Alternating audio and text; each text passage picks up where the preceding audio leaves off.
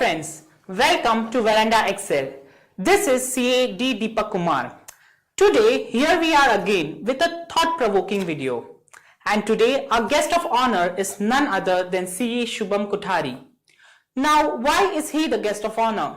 Well, where people fear to attend exams where people struggle to clear, he has got ranks in it, all India ranks.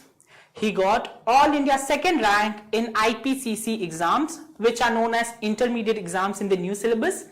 And he has got all India 13th rank in CA final exams. He worked in Boston Consultancy Group for 1 year. I hope this is all there is to cover, or did I miss something? No, so thanks a lot, Deepak, for giving that good Most introduction. welcome, yes. And thanks to Veranda, for giving this opportunity to, have a live session with the students of Veranda. Yeah. So, yeah, that's great. And as you know, I'm a CA by background. And apart from, CA, I also like to invest in stock markets. I'm passionate about cricket. So that's, my hobbies. So after, even though you are a CA, you have hobbies. Yeah, I mean, that's a myth broken here, guys. So we have called him here to have an interactive session as to what are the strategies and what happens with the CA rank holder. So I have a couple of questions with me. So today we'll have a rapid fire round with him, and we'll see what we can achieve from that. So for starters, let's start. How did you come to know about the CA course, and what was your CA CPT, or known as foundation in the new course, journey start? So what was the process? If you can give us a little insight on it, it will be really helpful. Yeah, so the journey started, in 11th standard. I mean, when I took the commerce group and did not opt for the science group. So, and the reason for, opting for commerce was that I didn't want to study a lot, didn't want to get into science, but I didn't know I was actually getting into something which is going to be so difficult.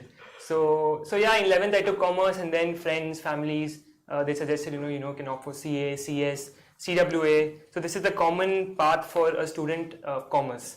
And the other option is, of course, MBA.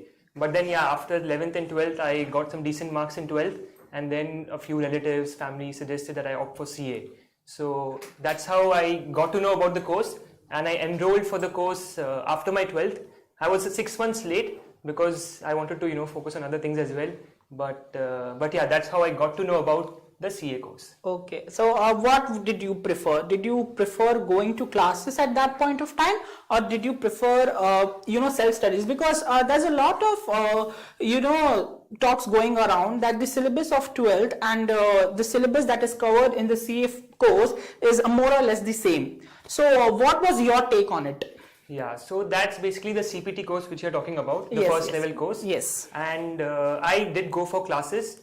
The reason was simple, I didn't want to spend a lot of time studying, and the teachers who teach, they can teach you the technical concepts in a shorter span of time. So that saves a lot of time, and that gives you also, makes you strong in those technical aspects. So I opted for class, but yeah, it was quite easy because of the background in 12th. The subjects were accountancy, law, math, and economics. So except for law, everything was covered in 12th, more or less, 80% of the syllabus. So that made it easier.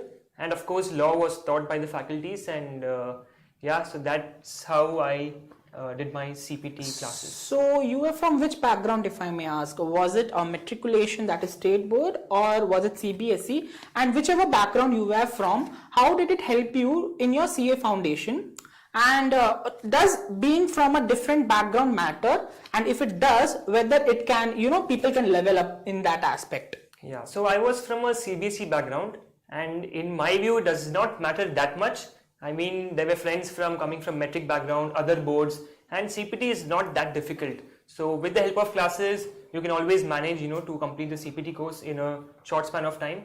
And yeah, so it does not really matter much because the subjects which are taught in 12th and CPT is more or less the same. Yeah. So in CPT, I believe you didn't get a rank, but you had greater things lying ahead. You were like, this is not where I want to get a rank, and IPCC and final is where I'll kill it. So yeah, just to clarify, I never planned or expected a rank. I mean, yeah, just went and wrote the exams, wanted to pass for other reasons. He's being modest, I believe. Let's be very clear on that. Yeah, so yeah, let's move on to maybe the IPCC journey. But But yeah, that's how the CPT thing happened. I believe you were a topper in the school is what I've heard from the conversations we've had previously. So did that affect your preparation? So since you were a topper of the school, wasn't that the contention? No, I should get a rank, I should get a rank. Was that ever a contention? You were like, no, I get it, I clear, it's more than enough. How was it for you? Yeah, so actually, so I'm from Chennai and I studied in Bhavans. Wow. I came in the top 3 in the 12th board in Bhavans. Oh, okay. But yeah, that was never the plan, that I'll get rank in CA because it's considered to be very difficult. And yeah, so that was the thinking, not to get a rank, but just to pass the exam and move on to the next stage. Yes.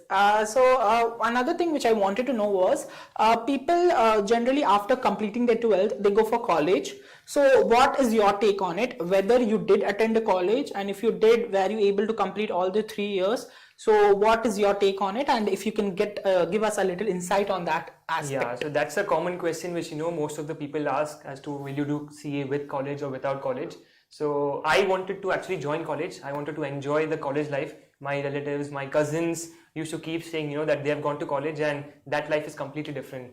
So that's the reason I gave my CPT exam 6 months late, because I got admission into a college in Chennai. I was pursuing BCom there, and yeah, so for 1 year I did my college. I cleared CPT, and then the IPCC classes started, and at that point it became a bit hectic. I was not able to manage both. So then I had to, not continue the college anymore, and I was focusing on the IPCC classes and the examination. So it turned out well, end of the day. Yeah, and yeah, I'm still to write my BCom 3rd year, so I'm not a graduate.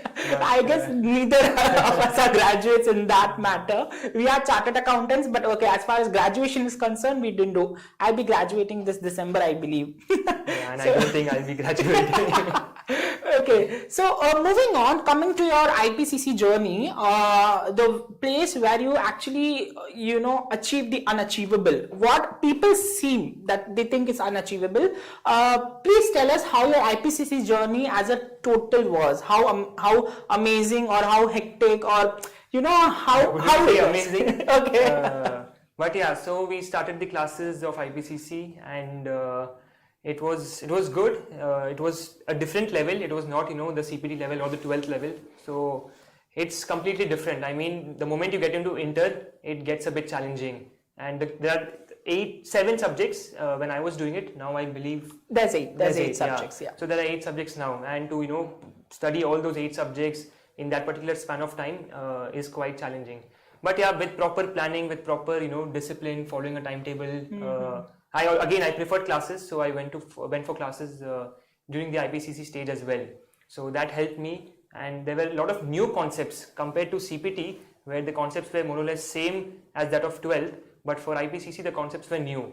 So it always helped me to go for classes, and it helped me reduce a lot of time, and that time I could actually do a lot of revisions and focus on the examination. Yes, so there's one subject which was there in there's IPCC, that was ITSM. Okay, yeah. So we have a similar subject that is known as EIS.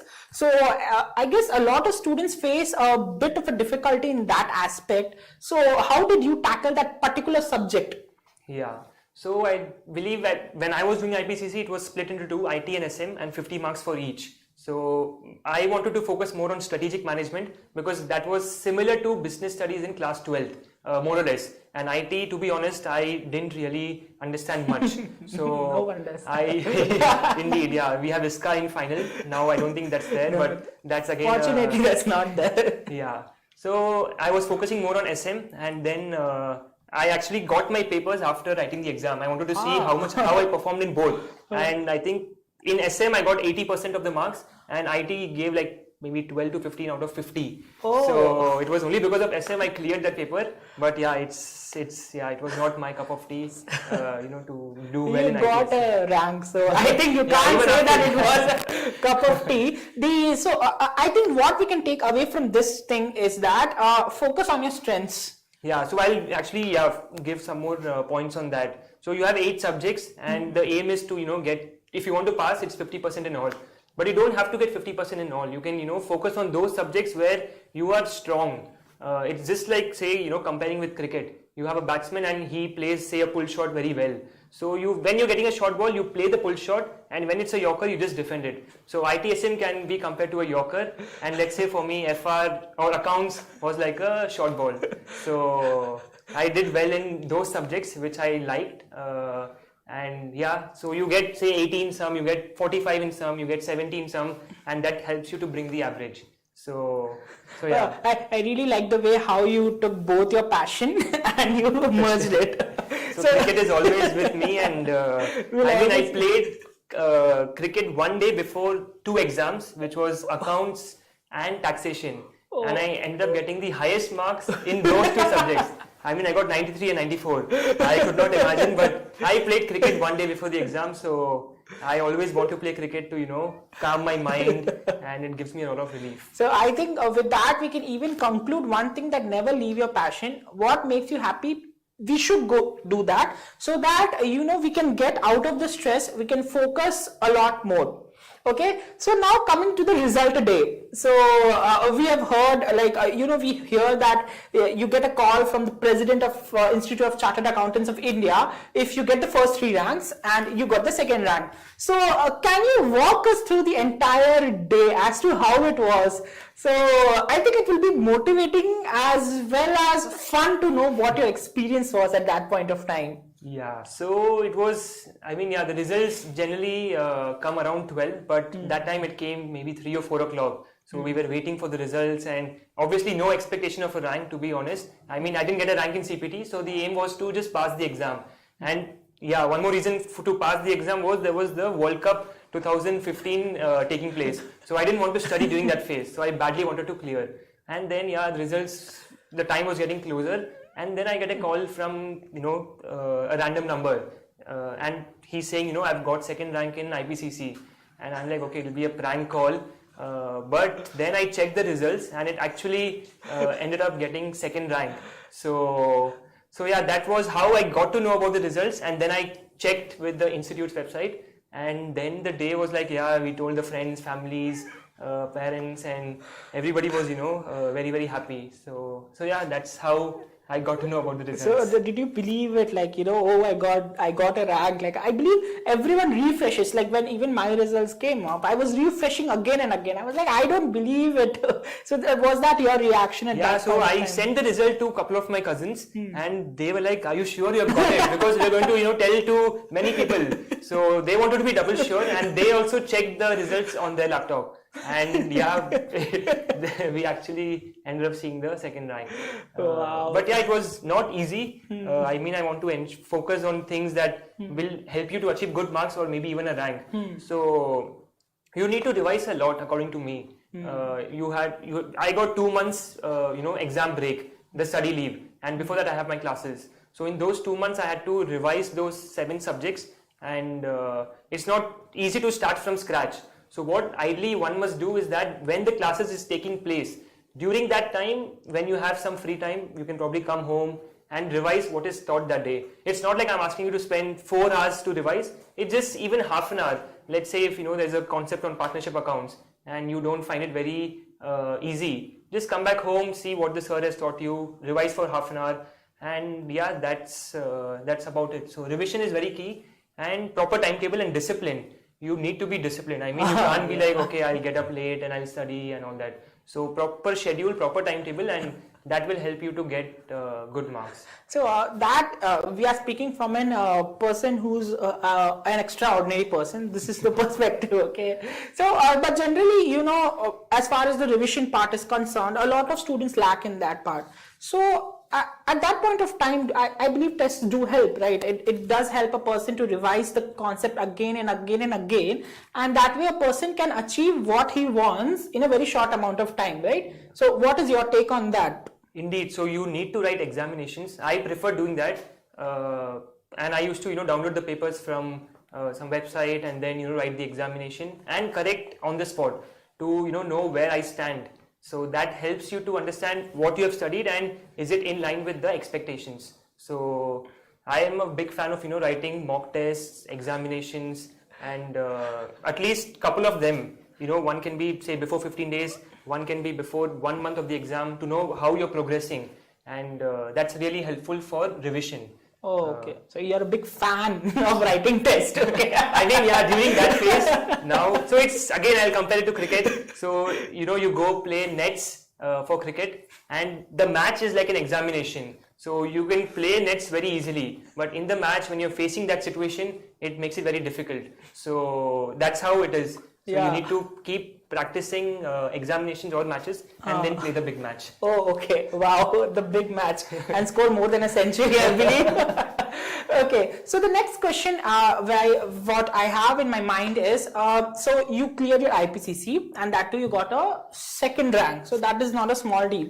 So as far as articleship is concerned, you would have got offers from a lot of places, I believe, you know, be it big fours or a mid-size or whatever the case may be, you would have got calls. So what was your strategy as far as articleship, being placed into an articleship firm is concerned? Was your first preference, okay, I want to go to a big four, or were you like, no, I want to stay in a mid-sized firm? So what is your take on that? Yeah, so to be honest, I didn't really know much about articleship, how it happens, which are the various types of firms when I was doing the course or when I was doing the IPCC. And after I cleared, I got to know, okay, there are places like Big Four, there is a mid-sized firm, and you have small firms which give you different kind of exposure.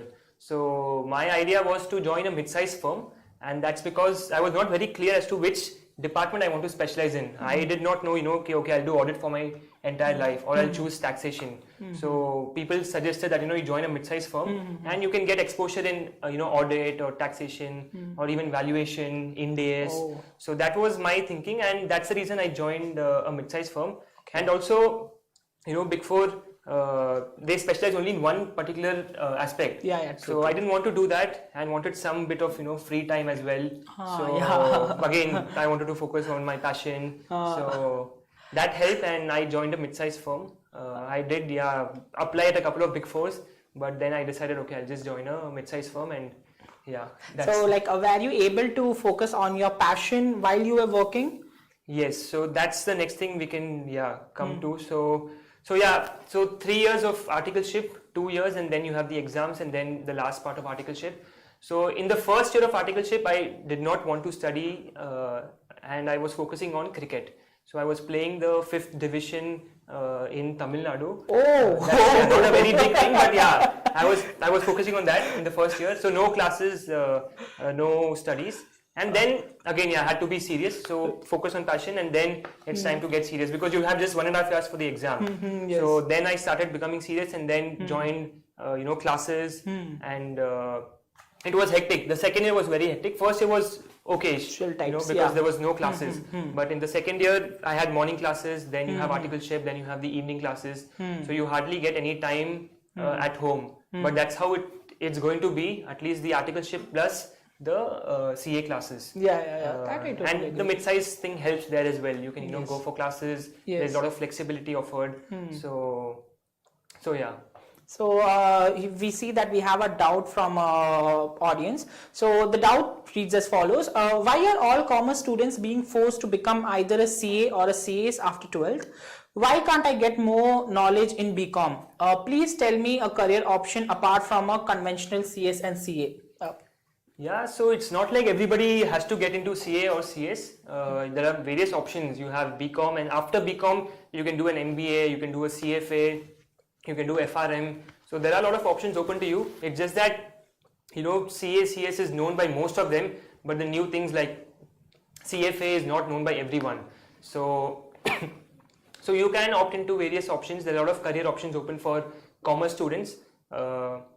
It's not necessary to do CA, CS or CWA, but these three are counted as professional course. So it's a different stream altogether. And after BCom, you need to do one more, level of studies, and that helps you to get into good corporates for your jobs. But just with BCom, it might be difficult to get into, what you like. So if you're doing BCom, that's fine. Along with BCom, we'll suggest to, do something else as well. Could be an MBA, could be some further studies abroad. But yeah. Okay, so one take which I would like to add, apart from the expert, learning from the expert is, not everything is achieved the easy way. So we have to take a tough route to get what we want, and whatever you work really hard on and which takes time and which is really hard to be achieved, the fruits are amazing. So if I may ask, so like, do you agree with that particular point? Yeah, that's completely correct. I mean, it's not going to be an easy journey. It's going to be a challenging one. But these 4 to 5 years, if you work hard, then you can be rest assured that the remaining life is relatively easier. You will get a good job. You'll at least be secured. So I mean, that's the advantage of doing these 3 courses. But of course, it's not like if you do a BCom with MBA, you will not get a job.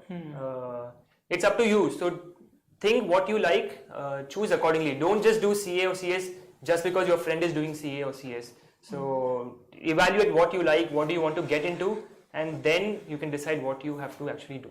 Yes, so that is totally true. So here, before going on to the next question, which I will tell you beforehand, that we want to know exactly how your final preparation strategy was. I would like to, tell the audience to ask your doubts so that we can proceed further and we can get it clarified up to this if you have any doubts or something, because as we go down the line, it's going to get more interesting.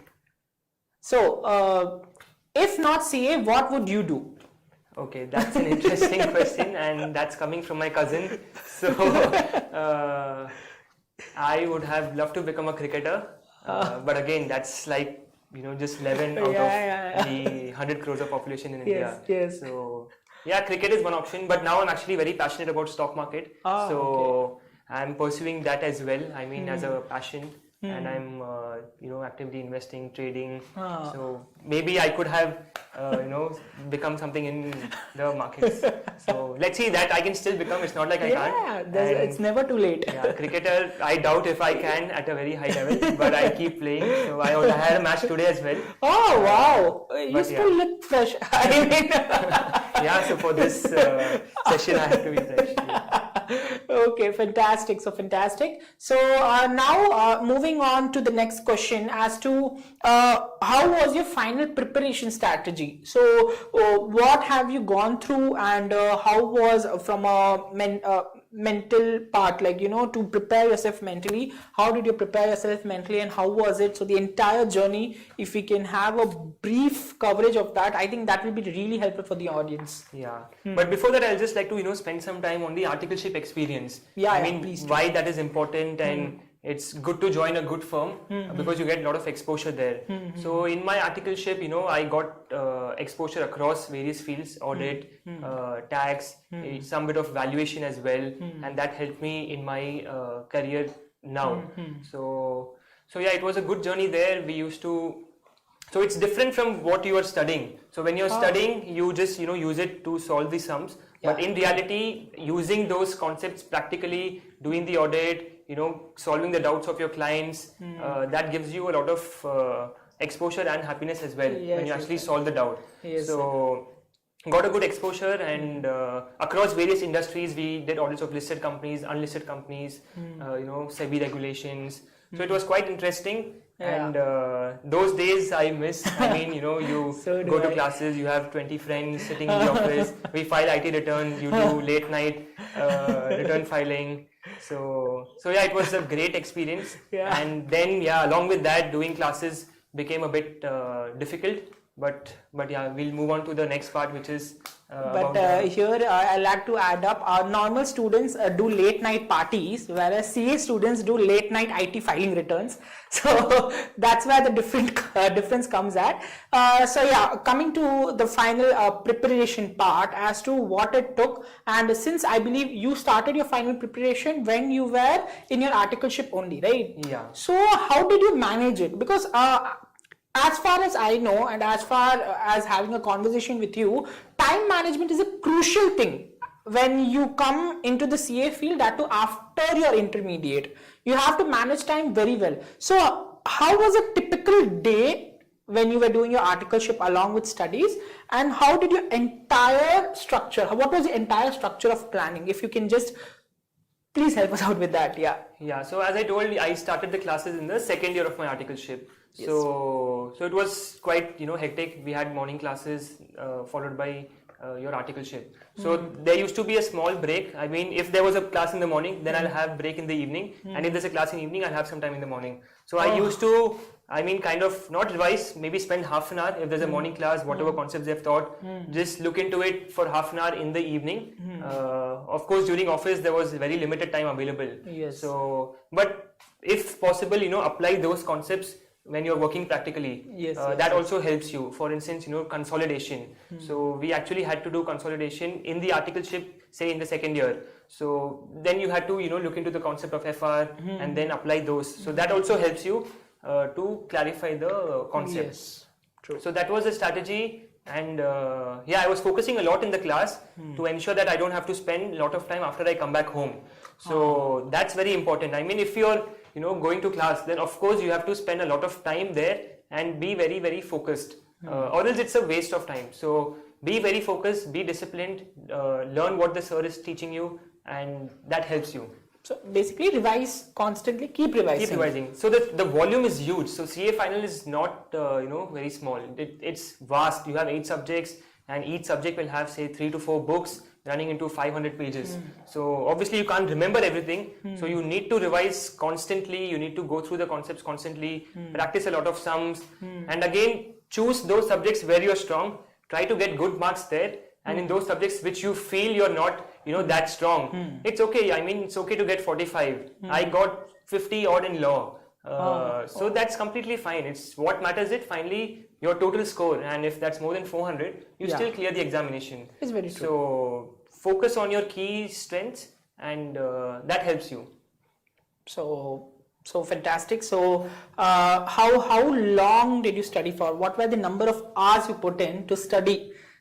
Yeah, so during classes, as I told you, it will be, say, half an hour to 1 hour a day. Yes. So that's clear. But then I got 5 months of study leave, and that's the most crucial part. Okay. So again, it's not like you have to start studying only in those 5 months. You should have at least looked through the syllabus once before entering those 5 months. So that was my idea. I mean, to see the entire chapters of each subject at least once before I enter the study leave, so that I know what I'm going to get into. I mean, to give an example, audit has 20 odd chapters, and if you just think, okay, now it's study leave, and then we try to study from scratch, 20 chapters is not easy. So it's better to know, okay, there are going to be 20 chapters, and then when you enter the revision phase, you can plan accordingly. Okay, there are 3 chapters which will give you 50-60 marks. So again, I will focus on those 3 chapters. And so within a subject, you also try to prioritize which chapters you are strong, which chapters you think, okay, I'm not that confident. And try to study those chapters in detail. To ensure that you get, to the maximum extent possible. So that was how I entered into the study leave, seeing everything once. And then in the study leave, it was a proper plan. So for 5 months, my idea was to, do the first round of revision in the first 2 months. And then in the remaining 3 months, probably do another 3 revisions. So I wanted to do at least 3 to 4 revisions. Again, that's not what I'm asking everyone to do, but I wanted to revise as much as possible because of the vast volume. So that helped me, looking at the same concept 3 to 4 times before going to the exam. And again, I want to highlight one point. So you get just 1.5 to 2 days leave between each exam. True. So revising the entire syllabus in 1.5 days is not easy. So ideally what I did was, let's say in the first 2 months, I finished first round of revision. So it's 8 days per subject. And then next round of revision will be 4 days. Next round will be 2 days. So that I'm gradually reducing down to that 1.5 days. So I can plan and ensure that, okay, in those 1.5 days, I am able to revise the syllabus. But if somebody is, let's say, revising only once in those 5 months, so it will take you, say, 15 to 20 days per subject. And from 15 to 20 days, if you're going to revise in 1.5 days, you will not be able to do it. So you gradually keep reducing the number of days of revision, and then you enter the examination. So that was my plan. Take on it. So what about let's say ABC analysis? That is, we analyze all the past attempts and we see as to which chapters got the highest marks. So is ICAI unpredictable? Can it ask anything, or there will be a certain trend which will be followed? Like, if let's say, for example, consolidation, that topic will carry 16 marks for sure every attempt. So can I expect the same in this attempt as well, or I can't predict ICAI and I should do 100% portion completion? So so that's a very valid question. again, for me it was impossible to do 100% course completion for all the subjects. Maybe for few subjects like FR, SFM, I was able to do there as well 90%. But the remaining subjects, it was like, okay, I want to finish 70-75% of the syllabus, and remaining, based on the past trend, I used to analyze. So you are taking a bit of risk, but that's fine. And why that is fine is because in the exam you have one question which is optional. So you have the leeway to skip that one question. So my idea was to study those subjects, those chapters which will surely come for 50 to 60 marks in general. So for FR, let's say it will be consolidation. For SFM it could be portfolio management. So those chapters most likely should come in the exam. So you study those chapters very, very thoroughly, and then in the exam choose those questions, and one question you can obviously skip. And even if, let's say, you skipped a particular chapter and that comes as part of the mandatory question, it's okay. I mean, 5 to 10 marks, it's okay. So you cannot, my idea when entering the exam hall was that I will not be able to answer the entire paper because it is going to be lengthy, or I will not know 100% of the questions. So I enter the exam thinking that, okay, I'll answer only 85 to 90 marks.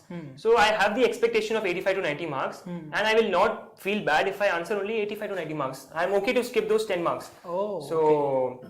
That was the idea, to plan and selectively study a few chapters, but it's not like you can skip many chapters. You can maybe skip 1 or 2 chapters, and for the others you can do a high level summary, and for the remaining you do a thorough revision. So basically we can skip the chapters which do not get tested that often. Right? So maybe if I recall correctly, in audit, it can be, say, when I was doing the analysis, bank audits or insurance audits did not come that frequently, and I was also not very comfortable with those chapters. So I skipped, say, one chapter, bank audit. I'll just do a high level overview, some RBI norms, so that if there's a question on that, I don't leave it completely. I write something about, let's say, RBI regulations or the Banking Act, so that I might get, say, 1 or 2 marks. That was the idea. Skip a couple of chapters, remaining chapters do a high level summary that helps you answer a few questions. Because I believe in CA exams each and every mark matters. Some people might be knowing that they have had the experience how a single mark can change your results. So that is a very valid strategy. That is a really valid strategy, I believe. So now coming to your entire CA final preparation. So I believe the number of hours you used to study were around in a day. So you have to put in a lot of time. Maybe I'll compare with IPCC and final. So IPCC was not a lot. I used to put in, during the study leave, I used to put in 8 to 9 hours on an average per day. So that was the plan for IPCC. And when I entered the final study leave, I was like, okay, this should be sufficient for final. So initial few days I was spending 8 to 9 hours, but then the syllabus is so big, it's not getting completed. So then I realized, okay, I need to increase it. So slowly from 9, 10, 11, 12. So then 12 was an average which I used to spend on a daily basis, 12 hours. And there were days where it used to go to even 14 hours, 15 hours, but very, very rare. Very rare. And there were a few days where, you will not feel like studying. So you will spend 3-4 hours. So again, it's okay. I mean, you don't have to follow a strict routine, 15 hours every day. You can even out, few days you can take a break. You can maybe watch a movie, play some game. But yeah, 12 to 13 hours on an average. Again, don't say 1 month before the exam, don't spend in 16-17 hours, or else you will lose your energy. So 1 month before the exam, be a bit light. Just focus on the important concepts. You can put in the main part of your effort, let's say in the initial part of the study leave, so that you have a lot of time towards the examination. So that being said, you are saying that even breaks are important, because a lot of people I have seen around in the CA community, they are like 5 months they lock themselves in the room, they won't go anywhere out. So that is now how it works. You need a break. You are a human being, so you're not a machine. So you will need some days, where you just go out with friends. But again, it's not like you go out for 3-4 days. In that particular day, choose 3-4 hours. Just maybe go for a dinner, go for a movie, come back, and again start focusing on the subject. So again, the reason there was, let's say you're putting in 10 hours and let's say somebody else is putting in 12 hours.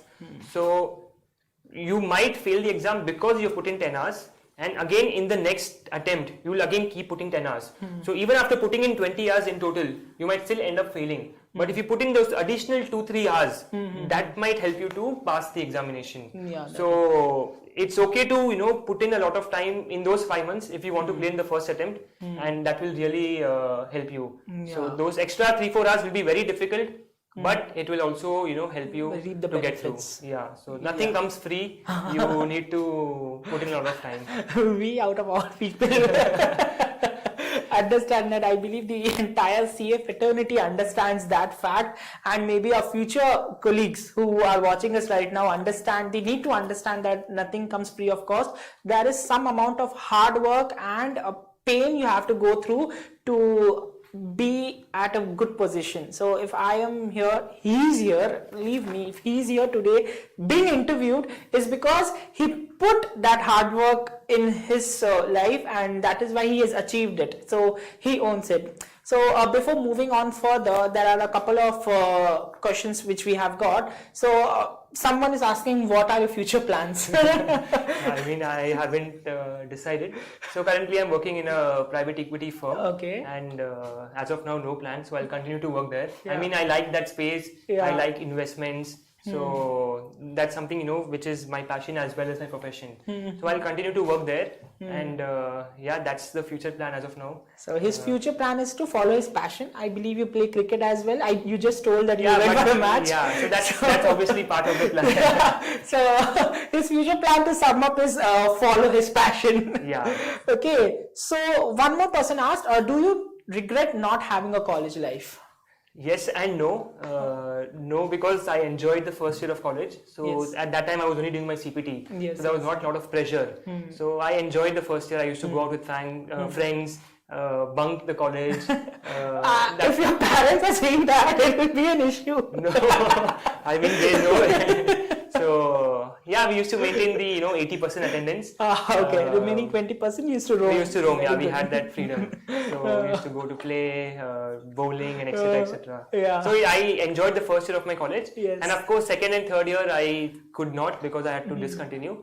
But I mean, yeah, that's part of the sacrifice which I had to make. That is true. So there's one more question. Someone's asking, what all did you sacrifice to become a CA? Yeah, one is college.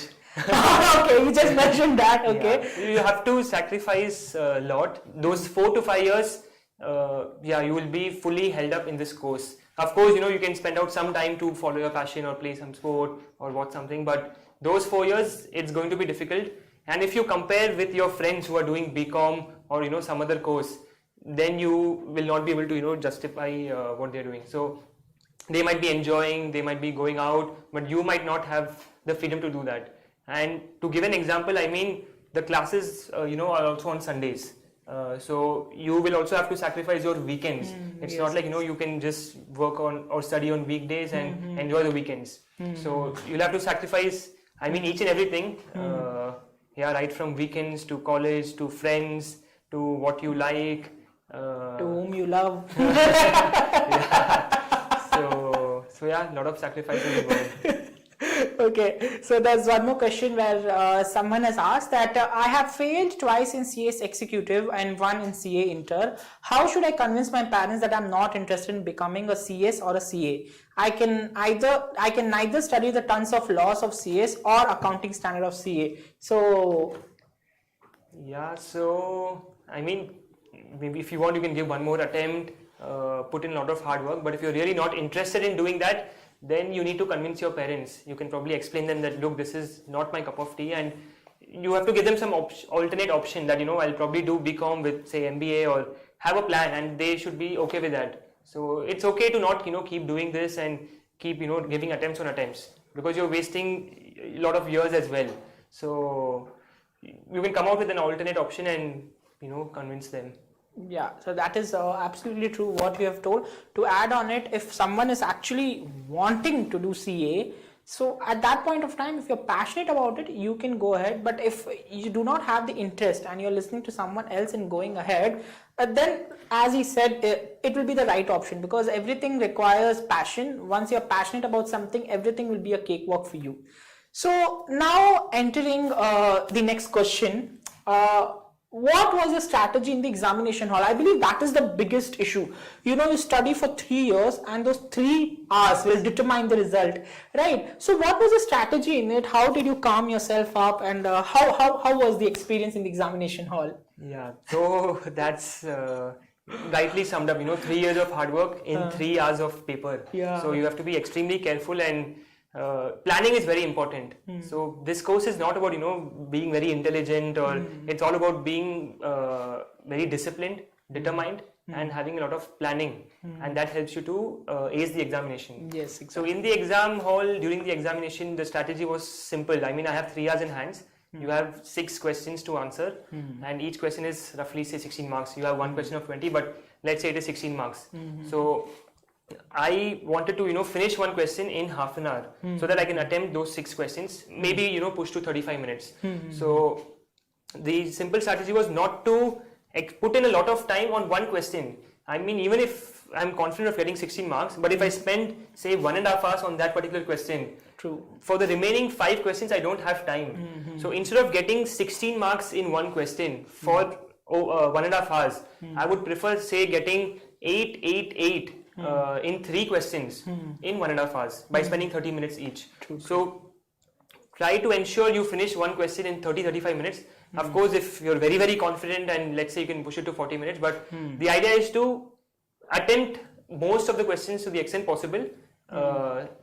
Don't have to get 16 out of 16. It's okay even if you get, let's say, 10 out of 16, and that's a very good score. Yeah. So that is one thing, and don't just get scared by the first question.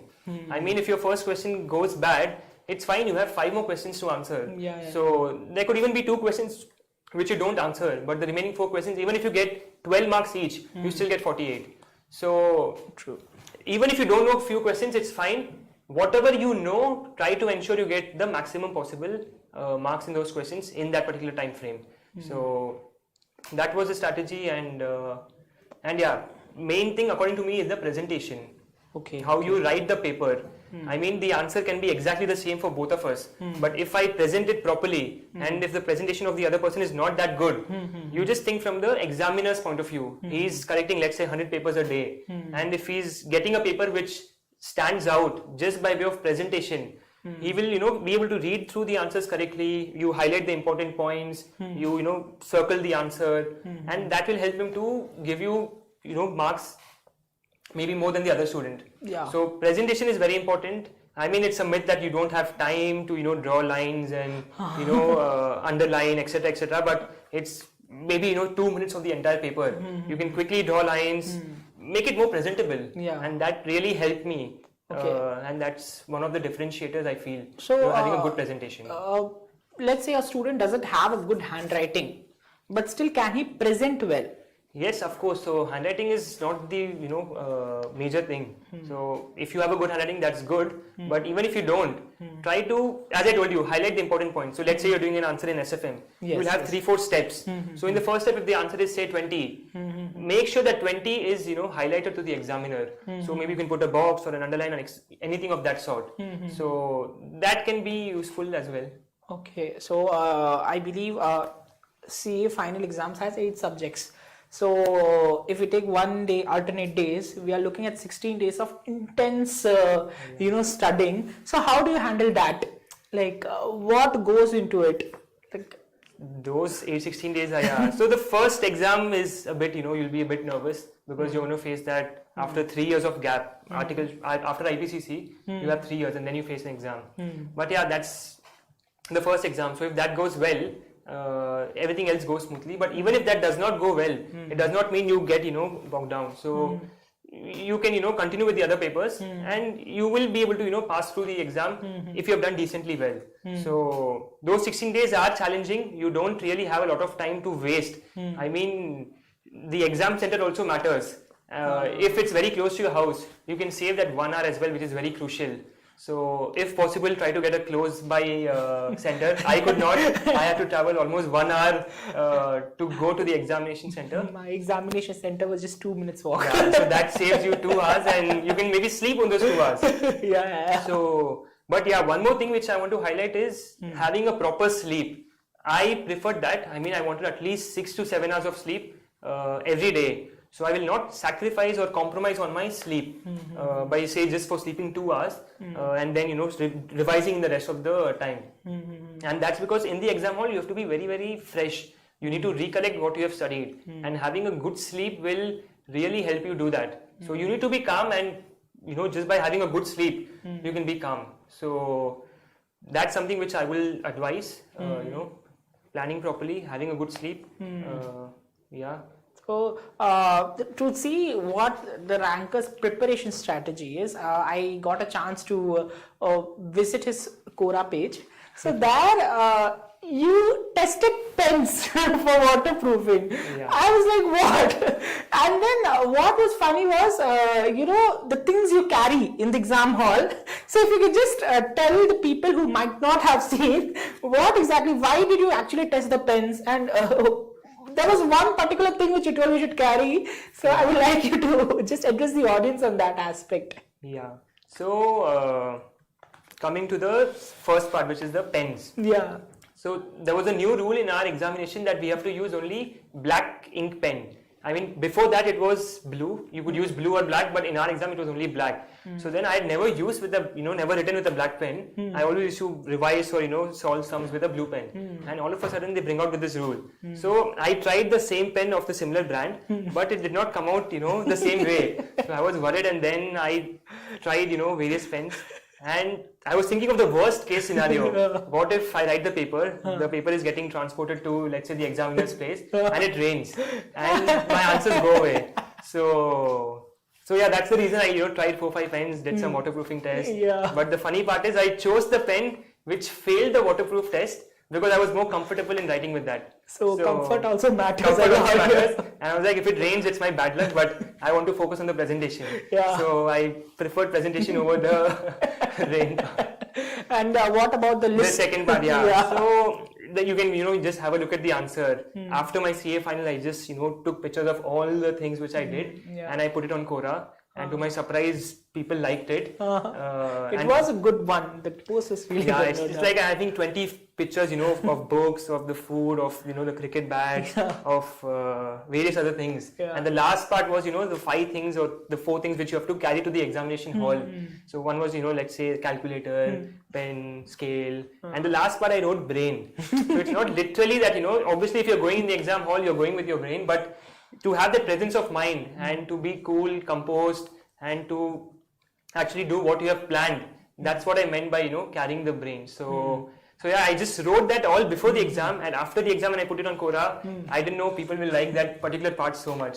So that was a really catching one, because what generally happens in the CA examination is you put in so much of your hard work that before you go to the examination hall, and I think that happens with everyone, you tend to get nervous. So to share my personal experience during my FR examinations, that is financial reporting paper 1, I was shivering.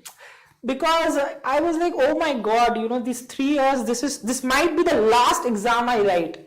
So at that point of time, how you handle yourself, how you come out of that fear and how you face the paper is really important. And like he rightly said, presence of mind is really important at that particular point of time. So before we move on further, there are a couple more questions which I would like to take up. Is college manageable with CA? Yeah, so it is manageable, provided my idea is that if you say you're doing IPCC, doing both the groups with college is difficult for me. Was difficult, and that's the reason I had to opt out. But then you can probably plan your college. You can write one group at a time, and then that will help you to do both college and CA together. So maybe just go for one group classes, finish 1 year of college, then write another group, and then your articleship can be done after the college. So you will probably finish your CA 2 years later, but I mean that's fine. You get a BCom degree, you get the college life, and then you're just 2 years late. I mean it's not going to change your life just being 2 years late. So it is manageable, but it will be easier if you opt for single groups at a time. Yeah. Then what are some of the companies that hire you when you get a rank? Okay, yeah. So that's an interesting one. So after getting a rank in final, I got offers from 3-4 companies, and those companies only prefer, or only send out the offers to the rank holders. Not offer, but the chance to actually go and give the interview. So one is ITC, one is Aditya Birla Group, then Hindustan Unilever, and then the Boston Consulting Group. So I got the opportunity to actually go and give the interview in these companies, and it was a different experience. I mean, right from Articleship, suddenly going to a corporate like Aditya Birla or Hindustan Unilever, listed companies, giants in their space, valued at more than 1 lakh crores. So it was a great experience, and they will only call say 30 to 40 people. All of them will be rank holders. So competing against them is not easy. So yeah, I did not go through the Hindustan Unilever, ITC, Aditya Birla, but then the final one was Boston Consulting Group, and yeah, so that was one where I got selected, and it was a different field altogether. It's not exactly to do what you do in CA. So it's more of consulting, more of business understanding. So yeah, these are the few companies which hire rank holders, and I was lucky and fortunate enough to get into Boston Consulting Group. Wow. One more question that we have from the audience side is, apart from CA and cricket, what are you interested in? Yeah, so I told stock market is one, and anything else apart from stock market? Yeah, so these are the main point of interest. Yeah, I like to watch, not exactly say movies, but few comedy series or episodes. Yeah, I can name few like Tarak Mehta or Sarabhai versus Sarabhai. But yeah, I like to watch comedy things and not get into some serious matters and serious movies. So even rankers are normal human beings. That's what we are experiencing today. So one more question we have is, what is the one thing you will always thank CA for? How has it made an impact in your life? I think this is a really important question for the audience who would want to pursue what they are getting into and what is the end result. So please take a lead on this part. Yeah, so yeah, I would like to thank CA for where I am today. It's because of that course and getting to those companies which I just told you, and that gave me the platform to get into the next companies, something like a private equity. So something which I like doing, and yeah, so that's something which I'll always thank CA for, and also giving me the recognition, the ranks, gave me the recognition. I mean, after getting rank 2 in IPCC, the number was published by ICAI in the website. So the top 3 rankers, the number is published, and because of which I used to get so many calls, messages, people asking advice and how do we clear. So that was something which was unique to me, and yeah, I liked that part. So it's more of a motivation, morale boost for a person when they do CA, because in the Indian society per se, this course is hugely respected, and all the more if a person gets a rank in it, then he's a god basically. So I'm sitting with a god. Not really. And also the first international trip which I did was because of CA. So after clearing IPCC, I got the opportunity to go to Sri Lanka for a CA conference there. So that was my first international trip, and it was because of CA. So ICAI sponsored that. Yeah, they sponsored the trip, and it was conference plus some bit of tourist activities. So it was fun plus learning. Good trip. So if you get a rank, then you can roam the world basically, is what you're telling. Awesome. One more question we have is, would you recommend CA or CS to do their training from listed companies or firms? It again depends on what you want to do. I mean, my objective at that point was to clear the examination, and after clearing the examination you have multiple opportunities and you can work wherever you want to. But given the course and the size, if I had to join some listed company for training, I will learn a lot, but then I will not have time to focus on my studies. And if I don't clear the exam, there's no point of working so hard. So my idea is to first finish the exam, get the degree and then work where you want to. I mean, you have the next 30-40 years to work. So why do you want to specifically do the training in that one particular year? But there are multiple views, I mean, if you can manage both, you get a lot of exposure, and after clearing CA, you can get into the same company where you did the training. So it depends on one person, but my view is that I will first try to finish the degree and then get into any kind of a job, even if it's hectic or not.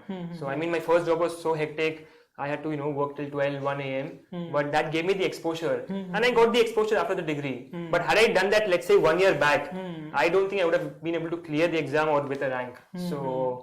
So yeah, that's my view. So basically degree is important because you have the entire life for the exposure part. Yeah, you have the entire life. Right now, if you are doing chartered accountancy, what you are basically suggesting is focus on your studies now, because you have the entire life ahead of you to get that exposure part. And he has a lot of exposure from the conversations we have had previously.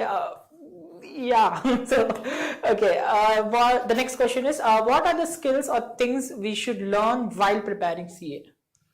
Okay, this is a difficult one. Question. Yeah, but what are the skills we should learn while preparing CA? Skills as such, I mean, it's not, if you have to clear CA, you can clear with dedication, hard work, and you need to have the expertise in those subjects. But yeah, you need to have discipline, if that is to be called a skill. That is a very, very difficult skill. Difficult skill, yeah. So you need to be disciplined, punctual, be planning and then executing the plan. So yeah, skills, obviously in those subjects you'll have technical skills, let's say valuation, so you need to be expert in valuation if you want to get into a particular field, let's say investment banking or private equity. But in general, if you have to clear the course, it's just hard work, determination, focusing on the classes, getting the good exposure. So more of a determination and a discipline. So these are the two basic skills which one should take up if they want to pass out with flying colors, if I'm not wrong. So that's to summarize. Fantastic. And then before moving on to the next question we have from audience, I would just like to ask you your CA final results. So like I mentioned earlier, he got All India 13th rank, 13th rank in his CA final examinations. So what was that experience like? Because CA final being the toughest of the tough, how did you feel? Please share your experience with us. We are thrilled to know that. Yeah, so again, the results for the CA final got delayed. It was expected at 12 and it came at 5 or 6 o'clock in the evening. So for 5 hours we were waiting, checking, and there was no results whatsoever.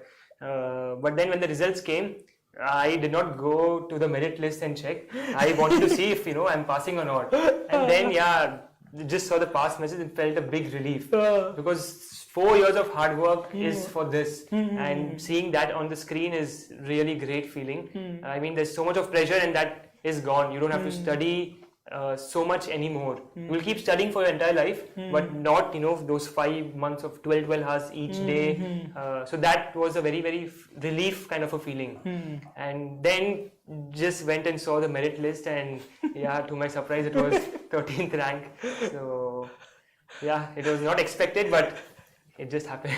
So was there a pressure from your side as to, since you got a rank in IPCC, you want to get a rank in final? Was that the case, or were you like, okay, if I just cleared, that is enough? So what was your thought process back then? Yeah, my idea was to just clear and give my best. I mean, I cannot say I will surely get a rank, because you can only say 50 ranks. And how can I say that I'm going to be better than those 50 people?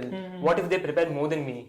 So you just try to give your best, and if that turns out to be the best within the top 50 students in the country, then that's great. But the idea, you cannot say that I'm surely going to get first rank or second rank. I mean, if somebody says that, he's God, because he's betting that the other 50 or he's going to be the best amongst the country, and they will not put the effort which he has put. Yes, that is very true. So my idea was to just pass with the best effort possible. So whatever you do with the maximum effort possible, and that will help you to do it in a proper and good way. Yeah, that is true. So to take up the audience's questions, what was the feeling you experienced when you saw the pass message on the result of CA final? So I think that was already addressed. So kudos. Approach to be followed if a person has a plan to practice in the future.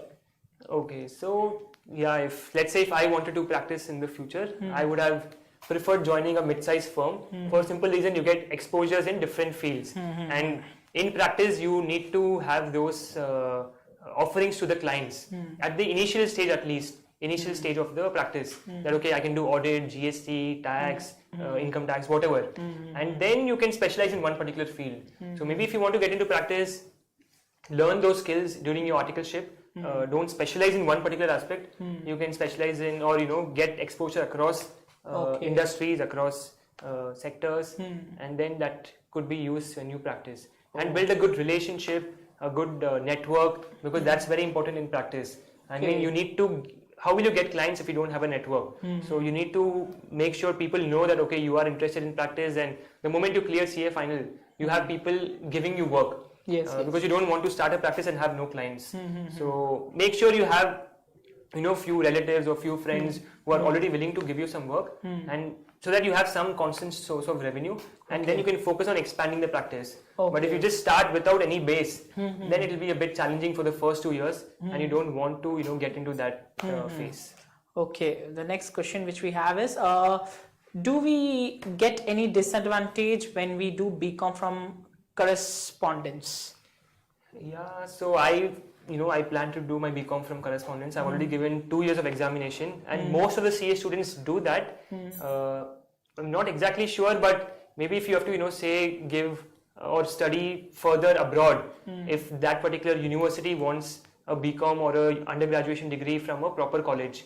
So if that is your idea and objective to study further, just see if that college accepts a BCom from a correspondence. If not, then you can do from a full-time college. But if your idea is to just finish CA and get into normal, the practice or the big fours, then I'm not sure if you have to actually do BCom from a proper college. Even a correspondence is fine. Okay, so if now I believe IPCC is called undergraduate degree and final is equal to a post-graduation. Yes. I think it's already in line with BCom, and your final is in line with the post-graduation. Yes.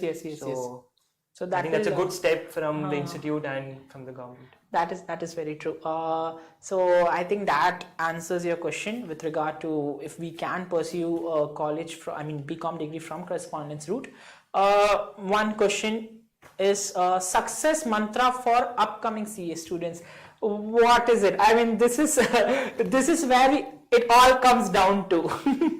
Yeah, so as we, it's basically the summary of the entire discussion, what we have been discussing for so long. Just focus, be very, very, hardworking. You'll have to sacrifice a lot of things in those 4 years, but those 4 years are crucial, and it will help you in your future life.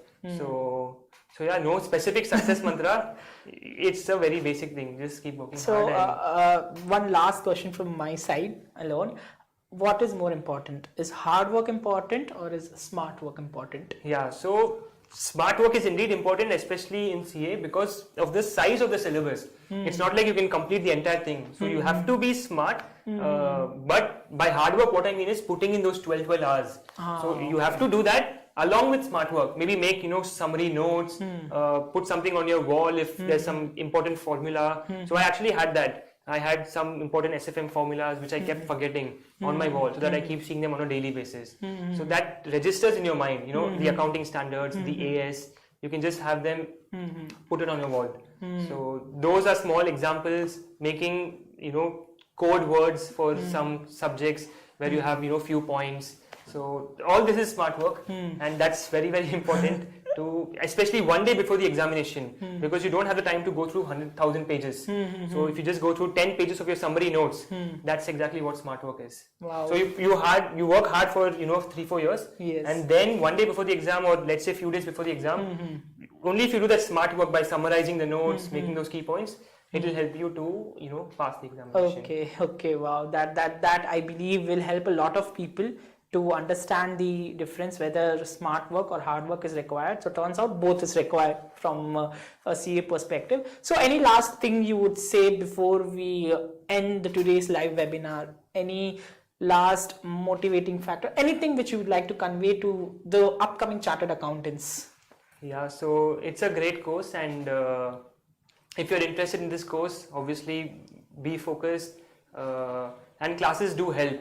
So just to clarify, I feel that classes do help, and yeah, so nothing much we have already discussed about, and have someone who you can look up to, and that can be your idol.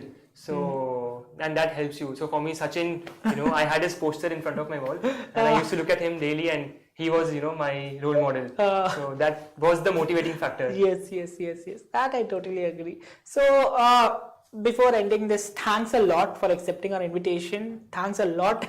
So I believe this has benefited a lot of students all across the YouTube platform, and I hope we have helped you or motivated you in some or the other way to pursue this fantastic course. So to end, we do provide, as far as he was telling, classes are important, and as chartered accountants we do see that since the classes are important, we do provide them along with the planning and the discipline. So for more information you can always contact us. So our number and our Twitter handles and everything will be in the description. So do like this video if you enjoyed it, subscribe to the channel, and click the bell icon so that you get updated regarding the latest videos. We will be coming up with more and more of these videos which will help the public in large.